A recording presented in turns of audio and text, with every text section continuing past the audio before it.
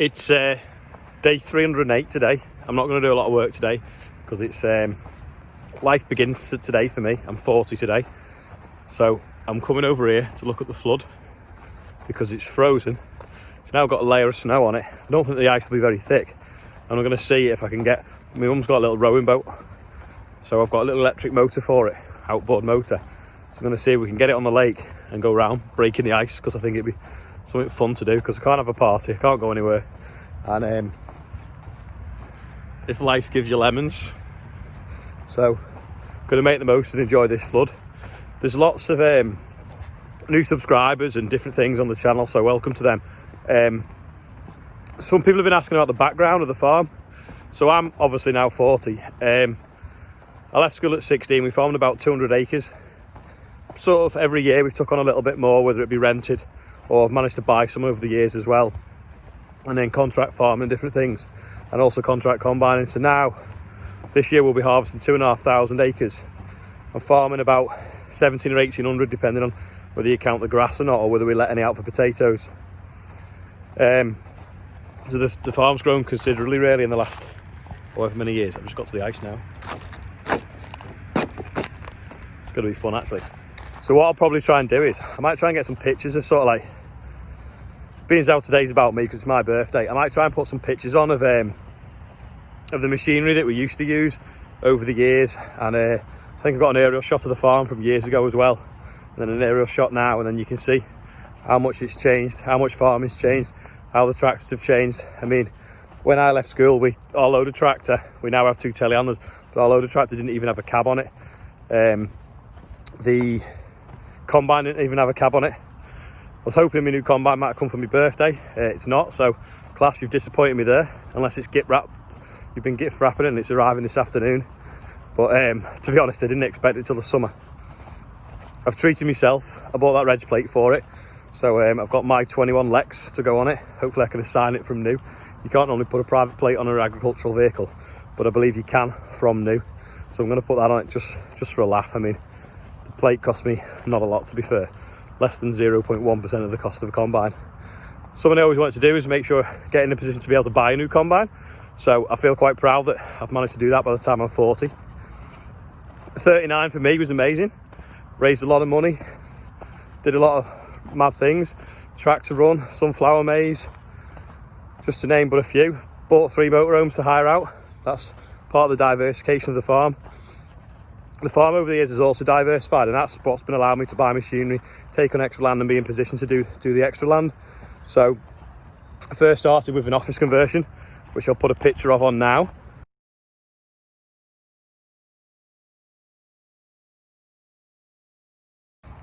After that, I think the next bit of diversification we did was a big grain store where we store for the cooperative. So I should have a picture of that, which I'll put on now.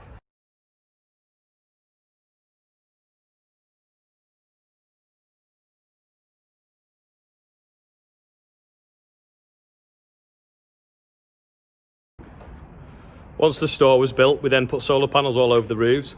So these are the inverters that run the solar panels. You can hear them sort of whining a bit today because it's actually quite a bright day despite it being overcast. So they're obviously producing some electricity today. I think the next thing I did for diversification is with what's an ex-girlfriend now, we opened a small animal hotel at the other farm. So I now have someone running that for me. So that's like another bit of diversification. There's quite a lot of heavily diversification throughout my sort of farming career, because sadly that's where the money is. After the small animal hotel, I think the next thing I did then was we built the biomass boiler, and that enabled us, because we'd always sort of composted tree waste and different things, and it suddenly was turning on its head where didn't have much of a value composting it and had more of a value for biomass. So we put a biomass boiler in that allowed us to dry the wood chip and turn it from being worth not a lot, 4 or 5 quid a tonne, to sort of £40 upwards a tonne if it's dried out. Obviously you get a lot of weight loss in that, so it's only worth £20 a tonne if it was wet. We did that. We put some drying facilities in as well. We converted what dry behind there to run off hot water, and we put a couple of these free drying floors in. There's just 2 of them there now. That one's drying wood chip and that one's just got the sprayer part on it. That was sort of took up the winter of 2017, 16 into 17. Big project, borrowed a lot of money off the bank again, but luckily this business wouldn't be where it was if it wasn't for Yorkshire Bank. They've listened to me when I've had ideas to make money, expand, and they've gone with it. So thanks to Ross, because he's probably done more for my business than I've ever done for Yorkshire Bank. So I need to sort of thank him if it's like a birthday honours kind of thing. Did the biomass boiler, that seems to be going well. Got the opportunity then to buy another farm, which I'd rented for 12 years. So that was sort of April 2 years ago, so not last April, so it must have been April 19. Didn't think the deal would go through, agreed the price, bought it, did go through, suddenly ended up with another farm, another load of buildings and a big house. Wasn't sure what to do, thought of different things, a lot of single story buildings were there, so I thought, well, maybe, you know, a retirement home, something like that, with the brick buildings. Anyway, I went down the route in the end. I thought, come up with the idea of using it for student accommodation with room for a pony, because we're quite close to the universities in Liverpool. So converted the house into what they call a HMO, which is a house of multiple occupancy. Done all that now, put a sand paddock in, converted some of the stables to be fit for purpose, COVID it, and now I'm kind of don't know what to do with it.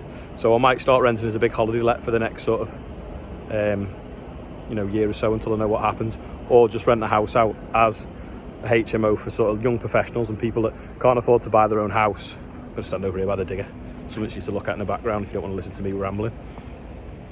So student accommodation maybe won't happen now, and it'll be young professionals. They've not got the money to buy a mortgage or someone to buy it with, so they could then live there. Then sort of like this last year just passed, next bit of diversification I suppose was the sunflower maize. Raised a lot of money for charity, and it also paid better than the wheat on that field of that year either. So that was one thing I did. And then also with the whole holiday industry being turned on its head at the moment, I saw an opportunity for motorhomes. So I managed to buy 3 motorhomes, well, finance 3 motorhomes. They basically cost me less than a tractor. So in the summer, they'll hopefully earn me enough money to buy 2 tractors. So that's the plan there. So we've got 3 motorhomes now that we're going to be hiring out. COVID's affected them, to be fair. We thought the lockdown would be over. I thought they'd be flying out the door come sort of Valentine's Day when the weather gets a bit better, and Easter. No one knows whether they can go anywhere yet, but that's something that hopefully will happen in the summer, and especially with this vaccination going on. So that's a bit of a whistle-stop tour of the farm and how it's diversified. Like I said, we farm out 1,700-1,800 acres.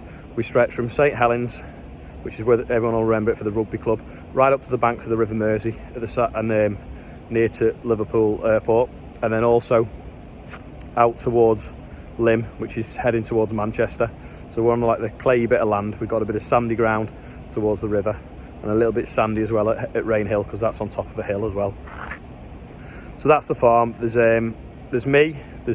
We've got 3 or 4 sort of permanent staff. Actually, no, there's more. There's Christine in the Weybridge, Adam, Sam, Richard, Andrew, and then my dad's still floating around, and sometimes we have a bit of help in the summer as well. We only have 2 tractors that are mine. We have a Fendt 724 and a Fast Track 4220, I think it is. Then Adam who works for me, he has a 7530 and a 6930. So if we need it, we've got 4 tractors that we can use. Self-propelled sprayer, and obviously a combine. But I think we don't do too bad, because we only have 2/4 tractors on that acreage. Is pretty good, but that's only possible because we're direct drilling. We're not moving too much soil. So bit of a boring, random kind of video today, but it's just the background really of what's going on. We've got about 700 acres of wheat in the ground this year, which is obviously made use of making bread. We've got about 200 or 300 acres of barley, 300 or 400 acres of oilseed rape, and then we'll have an acreage of winter beans as well, acreage of spring barley, and probably a little bit of spring wheat. So that should be fun. 2,500 acres, 1 machine in the wet northwest this harvest, but I'm sure we'll do it, and I'm sure with classes back up, if we have any problems, they'll sort them out. So in answer to yesterday's quiz question, we've got this here. This is what it is. I'll shut the box and you'll see. It's of course a torque multiplier. Lots of people got it right. So see, it's got a gear ratio of 1:68. So that means whatever effort you put in on the handle at one end, you get 68 times the effort pretty much out the other end. So it multiplies what you put in up. So if you want to undo something that's really stiff, that basically makes it 68 times easier to undo. So that's what that is.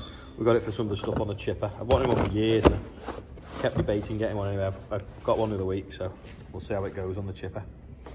Today's quiz question is, some people might know straight away, but does anyone know what that does? It's got like a little thing there that flicks up.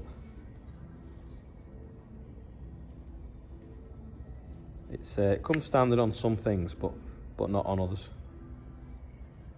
So have a think of that and have a guess, or a like if you know what it is. Probably Amazon electric motor, battery, on the boat. Brilliant, guys. A bit noisy though.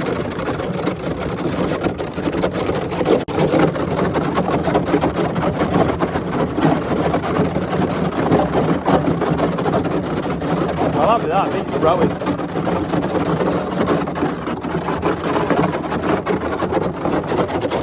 It's if I stop, it's not as noisy. The ice isn't that thick. Motor's good though. Just twist it, and off we go. And the ice starts breaking.